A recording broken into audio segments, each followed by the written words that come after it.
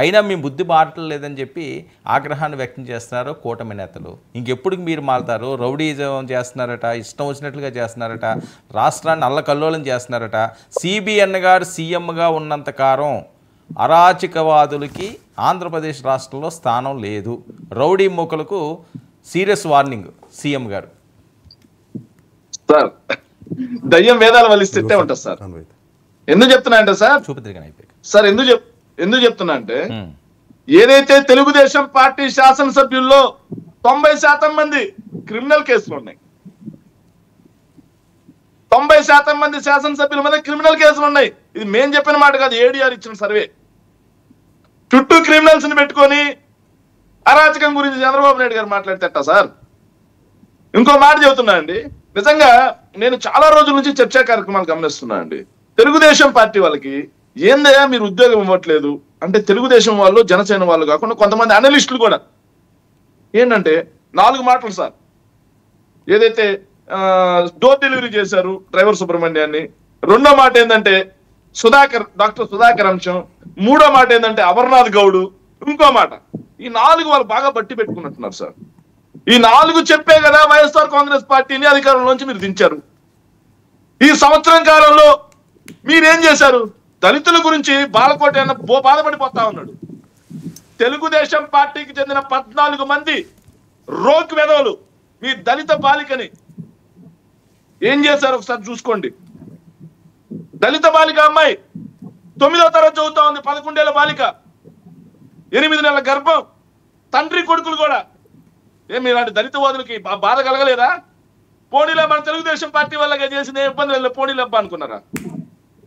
మచ్చుమర్రి ఘటన, దళిత బాలిక, ఈ రోజుకి శవం లేదు, ఈ రోజుకి శవం కనిపించలేదు సార్. పోనీలబ్బా మన గవర్నమెంట్ లోనే జరిగింది, పోనీలో మన గవర్నమెంటేగా, మన చంద్రబాబు నాయుడు గారి గవర్నమెంట్. అబ్బాయి అవన్నీ మాట్లాడకూడదు మనం. కుప్పంలో ఒక మహిళని, ఆ అమ్మాయి వెనుకబడిన తరగతులకు చెందిన ఆవిడ కూడా చెట్టు కట్టేశారు డబ్బులు లేదని. మనం ఎక్కడ మాట్లాడడం? పోనీలప్ప మన చంద్రబాబు నాయుడు గారి కాన్స్టిట్యున్సీ, మన ప్రభుత్వం. సిగ్గుపడాలి సార్. ఒక అనలిస్ట్ గా వచ్చినప్పుడు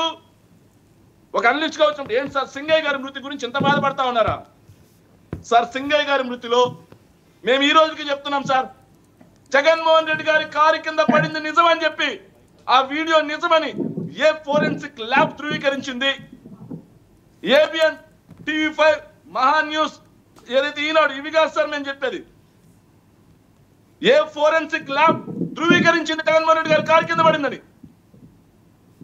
చెప్పండి. మరి అరెస్ట్ చేయాలంటే అరెస్ట్ చేయాలి.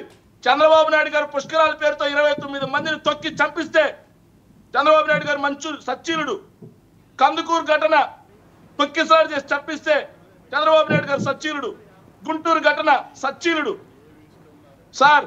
2009 వర్మ గారు 2009 ఎలక్షన్ క్యాంపెయిన్ హుజూర్ నగర్ లో బహిరంగ సభ చేసుకొని ఆయన వెహికల్ తీసుకొని పోతుంటే కాన్వాయ్, ఆ కాన్వాయ్ కింద పడి తెలుగుదేశం పార్టీకి చెందినటువంటి బీసీ సామాజిక వర్గానికి చెందిన వ్యక్తి నలిగి చచ్చిపోయాడు. నైట్ వెళ్ళి కోదాడలో స్టే చేశాడు, కానీ ఏ ఒక్కరిని కలిసింది లేదు, పరామర్శించింది లేదు. పవన్ కళ్యాణ్ గారు వీళ్ళు మాట్లాడుతూ ఉన్నారు. వీళ్ళు నిజంగా వీళ్ళు మాట్లాడుతూ ఉంటే, పిఠాపురంలో దళితుల్ని సంఘ బహిష్కారం చేస్తే పవన్ కళ్యాణ్ గారు పోరండి, తన సొంత నియోజకవర్గం, దళితుల గురించి ప్రేమ వస్తుంది వీళ్ళకి సార్. వాళ్ళ పార్టీ ప్లేనరీ చేసుకుంటా ఉంటే వీళ్ళు సైలెన్సర్ లో పోవాలి, పిల్లల్ని ఏం చేస్తారని చెప్పి రెచ్చగొడితే 2 పిల్లలు పోయి యాక్సిడెంట్ అయిపడి చచ్చిపోతే వాళ్ళ కుటుంబం వచ్చి మళ్ళీ వీళ్ళ సభ దగ్గర ఉంటే పట్టించుకున్న పాపాను పోలే పవన్ కళ్యాణ్ గారు.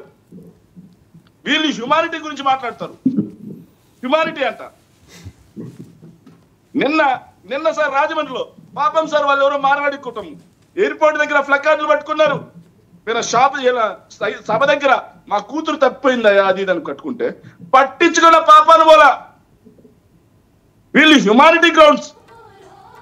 సిగ్గుపడద్దు సార్ హ్యుమానిటీ అంటే. ఏం సార్ ఇంకా సింగయ్య గారి విషయంలో చెప్తున్నాం సార్. సింగయ్య గారిని పక్కన కూర్చోబెట్టింది ఎవరు? పోలీసులా కాదా? ఏసై రాజశేఖర్ వాంగ్మూలం చూడండి. సింగయ్య గారికి గాయాలు ఏం జరిగాయి అనేది ఏదైతే పంచనామా రిపోర్ట్ చూడండి. ఏమక్కర్లా, జగన్మోహన్ రెడ్డి గారిని అరెస్ట్ చేయాలి. వీళ్ళు మీడియాలో కూర్చొని తీర్పులు ఇచ్చేస్తే వీళ్ళు చెప్పినట్టుగా అరెస్ట్ చేసి లోపలేస్తారా? Who decided? ఎవరు పాలకోట ఎవరు డిసైడ్ చేయడానికి జగన్మోహన్ రెడ్డి గారిని అరెస్ట్ చేయమని? ఏం జడ్జా ఆయన? హైకోర్టు జడ్జా, లేకపోతే జిల్లా జడ్జా, లేకపోతే సుప్రీంకోర్టు జడ్జా? ఫోరెన్సిక్ ల్యాబ్ రిపోర్ట్ అవసరంలా, వీళ్ళు చెప్పారు కాబట్టి అరెస్ట్ చేసేయాలి.